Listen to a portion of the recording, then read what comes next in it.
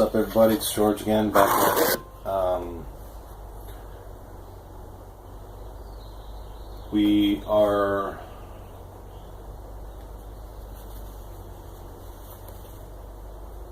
on step 30. 1 second, my computer's beeping at me. We're in step 30, which is going to involve just the final wiring. And, let's give you a little close-up, better view of that. Yeah, how about that? And, as you can see, I've routed some of my cables in some places correctly. I'm not going to do this connection right now, only because you'll never see it as I do it. I can demonstrate it. And the first thing I'm going to do is I'm going to run the X and Y axes to their most extreme limits, furthest away from the printer. So ensuring that distance will tell me A, that's plenty of cable, and B, allows me to wrap up any excess and make it nice and neat. Now you can just, some people take a drill and whatnot and spin it on. You just take 2 wires and just twist it constantly. You can almost get the same effect. It won't look as pretty.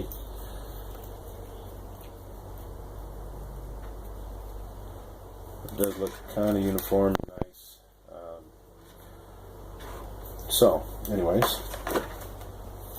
I already have one Z-axis connector attached. I have the other one right here, and we're just going to go ahead and start making connections here. So, I know everything's at its extreme limits, everything except for the Z-axis. So I am going to leave just a little bit of extra hang down, and quite honestly, I don't see myself trimming any of these wires. So the cables for the print head, I'm just going to come around to this top slot right here. And this is the wires for the fan, 2 wires for the hot end.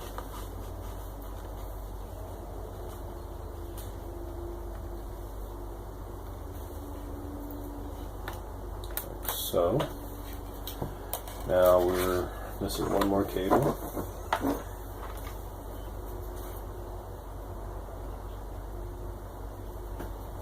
which is Z-axis, the extruder stepper cable.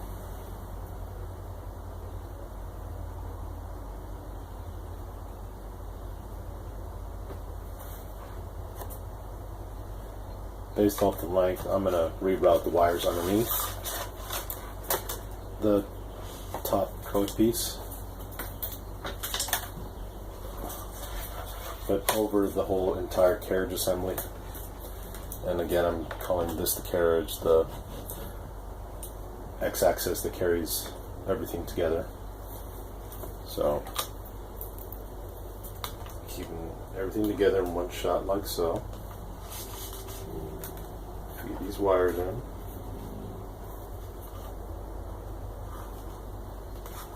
Like so.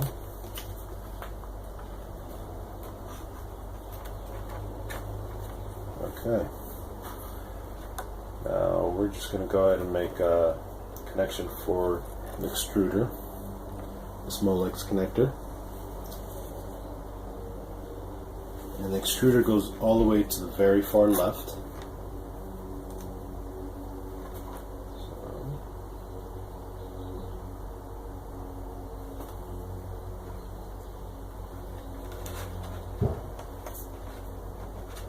Placing that cable into its designated correct slot, like so.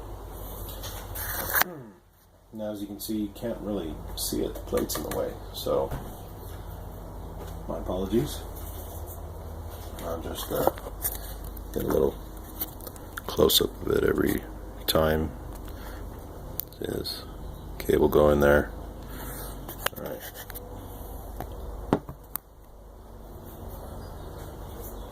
So I've routed everything together, wires. I'm going to pull all the slack out of it.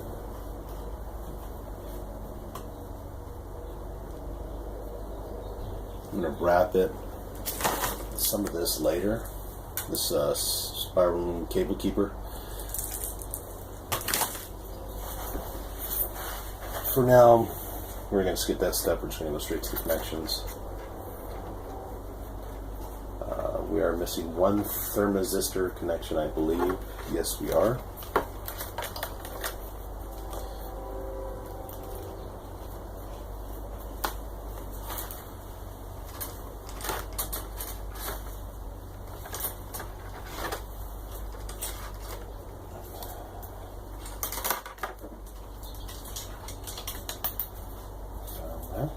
Okay, this is a thermistor for the hot end.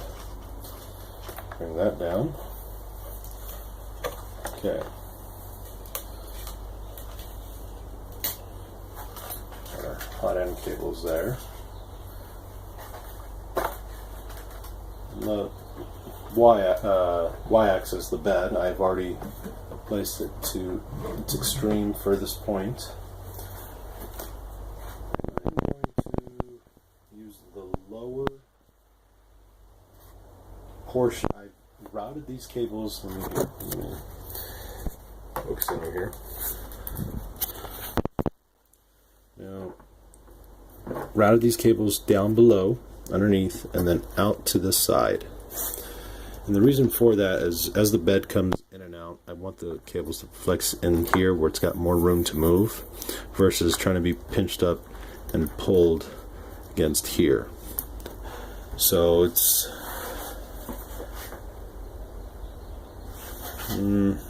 actually, I might just pull from this side, so second thought.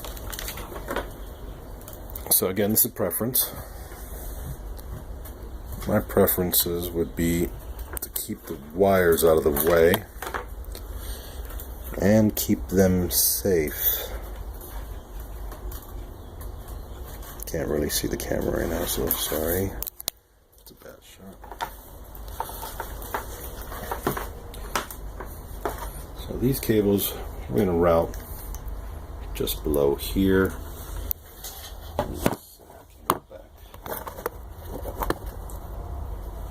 So inserting here below, the same port as this connector there. Let's get the x-axis and stuff out the way.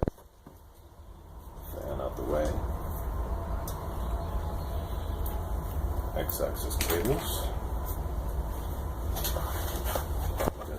Z-axis, Z-axis, Z-axis. This power cable will be placed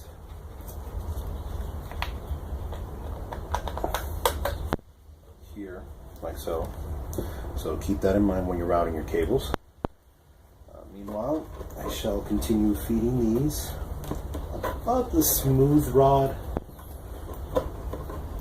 above the belt, because I don't want any of this to hang down. I'm going to take the slack out of it.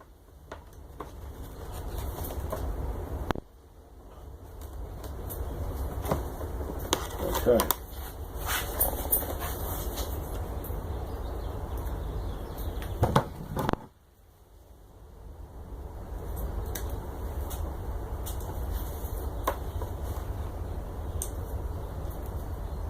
Trim these to a decent length where they're not going to be exposed wires sticking out of the connector.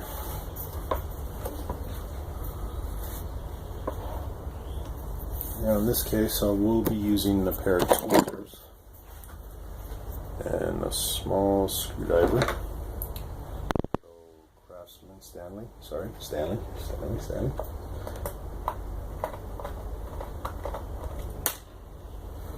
And pull that screw out too far.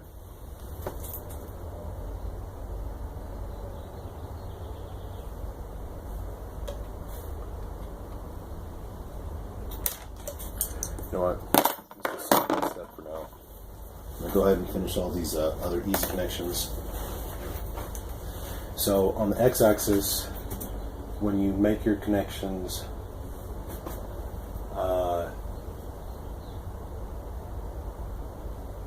you are going to want to make, on the end stops, use,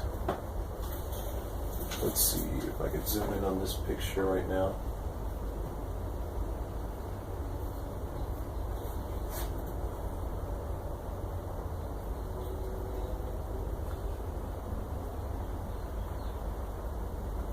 We're going to use the two outer portions. So, as we said before, this is our y-axis going this way, our x-axis moving side to side, and z-axis up and down. So the y-axis, doesn't matter which of the two.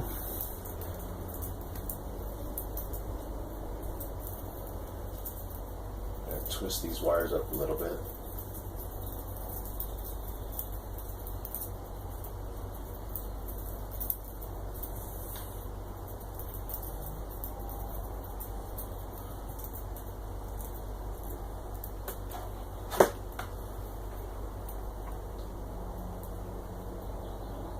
What is going to matter is when you put in this clip, the silver will face down inward. Now I'm going to look for the x-axis, which is at the very far right. And I'm going to use the two outer pins. The center pin is not used in our situation. These are mechanical switches and not Hall effect sensors.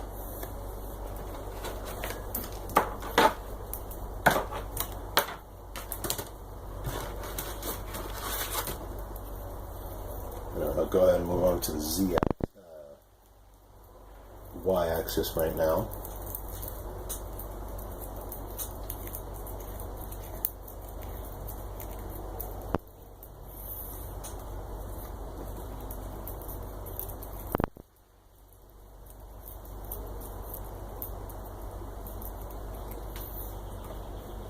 Okay.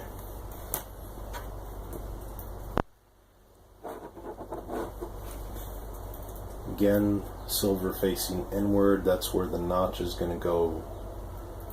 That'll hold these wires in place.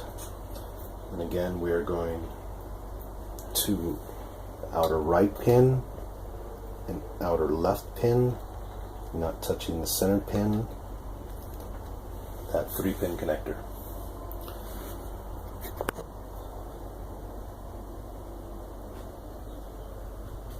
So as you can see there's a small space white in between the red and then the black pin set. And now we're going to repeat it. Oops, that was the z-axis. No problem, move that over. This is the y-axis, the blue. So again, outer left and outer right pins do not use the center. Keeping the center metal tab towards this, facing this acrylic plate, so it'll click into its little detent in here. Now we're going to take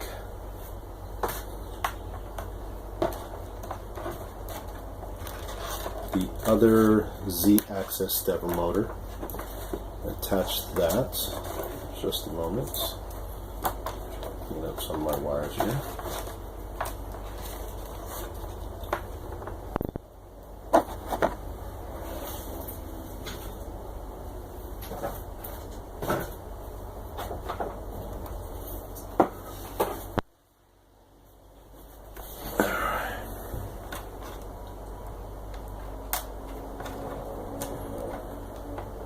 Again, there'll be a link at the bottom of the page if you'd like to donate or buy the same exact printer and then help me out get a little bit of commission. You'll actually be spending $50 less than I did and still getting the same 3 extra print nozzles and extra print head. I'd recommend getting that in a different size, though, if you want to print in 2 different size filaments. In my case, I just wanted one already set up for ABS in case I just want to pick it up, unscrew it, screw on the next one, and start printing. And then reattach. So we'll see if that plan works out in the future. Now I have in my hand the other Z-axis stepper motor, which is the one right here next to this end stop. And we're going to plug it in into its proper Molex connector, which is just behind this rust the firing extension cable. The red, green, and yellow cable right here. There's also black, but I don't count the black. Anyways, just blabbing away. This fan shall be routed over here to one of the terminals that say 12 volt on the board. And in order to do that, I'm going to have to get the X-axis attached. So,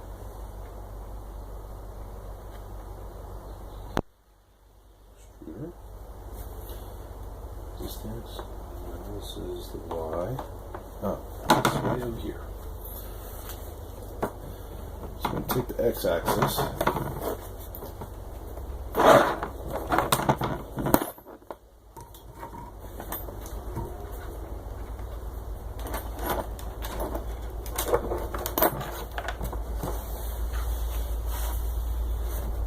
And we're going to attach it to its named Molex connector the correct way, using the X as our guide. We're going to take this fan cable and we're going to plug it in with the yellow cable, actually in this case the silver facing out. And there's a positive and negative terminals. I really can't see them on this angle. So it's actually on the D10 board, and I want to ensure that these two pins hit the black and red wires for the fan. So there we go, that's that.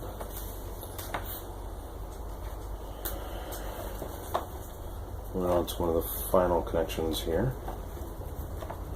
Well, not the final, sorry. Correction.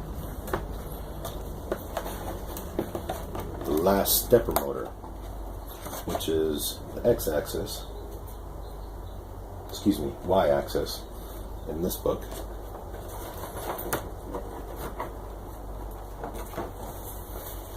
And we're going to attach that into its proper Molex connector. Attach that into its proper Molex connector, like so. Okay. You can see I have plenty of cable just sitting here, and all this will be tucked up, and you can tuck it up underneath this area, ensuring that you don't get in the way of the belt. So be careful with that in the beginning. You may not want to tuck in any wires yet, because if you're like me, you like to test it first before you do all the major stuff. Now, this is the connector for the LCD panel, and there's a 6-pin and a 12-pin, 10-pin. So I'm going to place that onto its proper pin location on this Spiral-loom board. Press that in like so. Our LCD panel is now connected.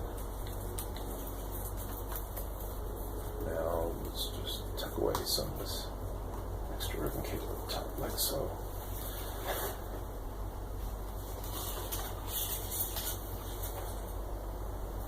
Alright. Now the fan that goes to the extrude. Oh, damn it, I just broke a pin. Oh, there's something to fix. So, my extension cable for my extruder fan, I just broke a pin, but I'm just going to leave it in place for now. And I'll fix that after this video. Ensure that you plug this cable into its correct designated red and black wires, just like we did with this fan.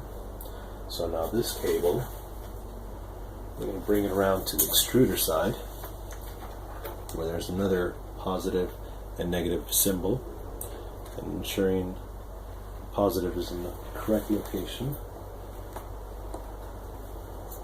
Go ahead and install that.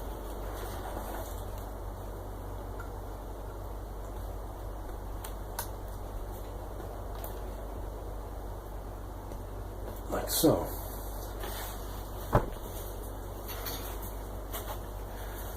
I see the end. The end is in sight. Okay.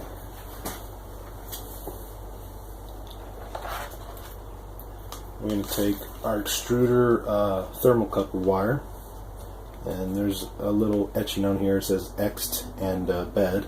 This will go on the Xed. It doesn't matter which way you put it on, but detent in the clip will help hold it firmly in place.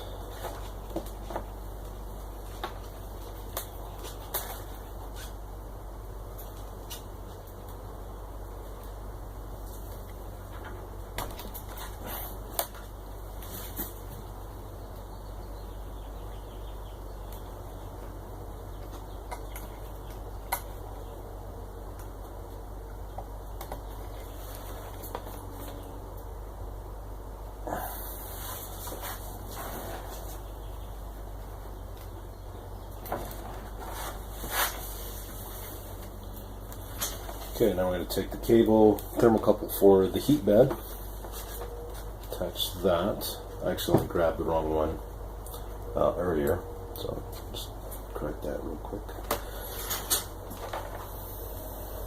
Alright. Now the only 4 wires left to hook up would be the heat bed and the extruder. Now I'm not gonna visually allow you to see that, because I'm going to probably be in the way as I do this. But if you want to watch me work, I'll be right. So make sure that this cable is at the very end and the rear behind everything first. Twist my cables up nice and tight using a Phillips to handle this quickly, and a pair of tweezers. A pair of tweezers just to open up the hole for the loosened terminal.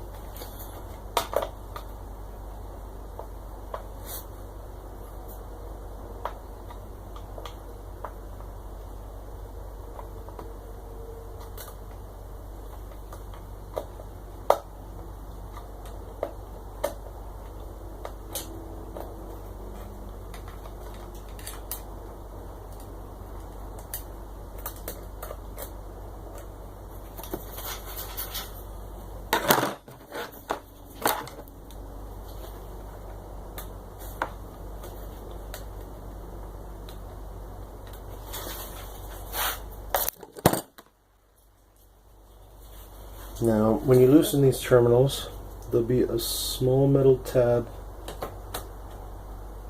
that will want to be in your way. You can loosen these and pre-bend them before you attach the board. And I actually did, but since this is my second time assembling it for video purposes, I forgot to ensure that they were loosened. So, no matter. Again, I'm going to make sure this set of wires at the very bottom underneath. Well, this is where they're going to go. So, the extruder is going to go on the lower set, print bed's going to go up on the higher set. I'm going to do the print bed first. Taking a pair of needle nose, I'm just going to hold this here like so, give my angle. Bend my wire.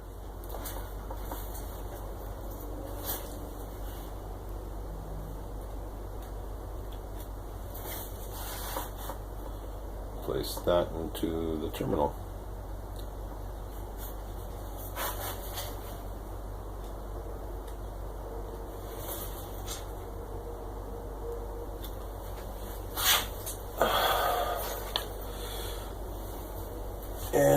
leave you off on that, but as you can see, I'm just going to attach that, and we'll go straight into programming, plugging that in.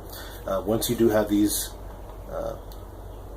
heat bed wires attached and the hot end, you want to connect your power supply cable as so.